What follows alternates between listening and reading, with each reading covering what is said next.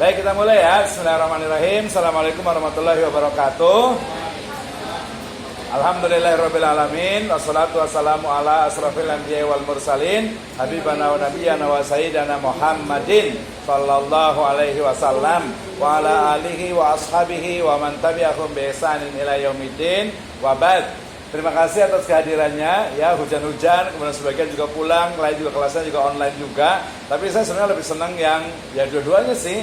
Cuma kadang kalau online itu kadang nggak ngeliat gitu, lagi rebahan, lagi apa gitu. Kalau kan kelihatan nih, ya ya yang ganteng kayak ini siapa namanya tuh Fakih kelihatan gitu ya, yang cantik juga kelihatan gitu ya. Tapi lebih tepatnya kita bisa langsung bertanya.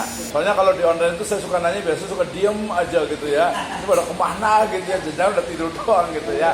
Oke, baik. Jadi mata kuliah saya menurut saya itu adalah mata kuliah yang paling menarik menurut saya karena bicara tentang metodologi ya.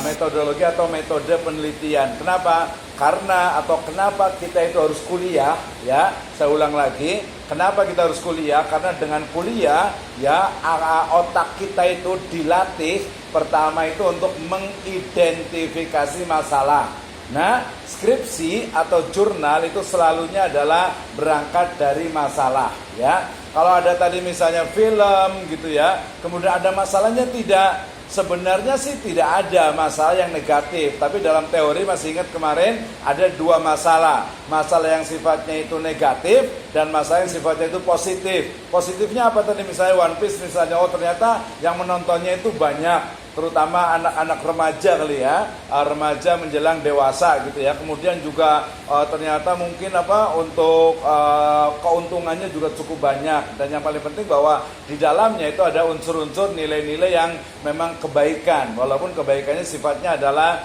universal. Ya bisa saya seperti itu ya. Atau mungkin tadi film yang terbaru misalnya. Jadi dia melihat dari sisi nilai yang kemudian kita lihat betul tidak sesuai dengan Islam atau tidak. Nah itu sebenarnya kalau untuk jurnal itu masih oke ya. Tapi kalau untuk skripsi kayaknya kalau saya sebenarnya lebih cenderung yang lebih abadi ya, yang lebih abadi dan bisa kelihatan, walaupun tidak menutup juga tadi untuk film, terutama mungkin film-film yang yang mengandung unsur, biasanya kalau saya lebih senang itu yang kritik malah, walaupun tadi di deskriptifnya selalu juga pasti ada kritiknya. Misalnya nih, misalnya saya juga dulu atau biasa kalau pas saya ngajar ilmu ekonomi, biasa itu saya awali juga memang dengan melihat film. Kemarin saya cerita ya, yang film siapa? Yang ada Thanosnya.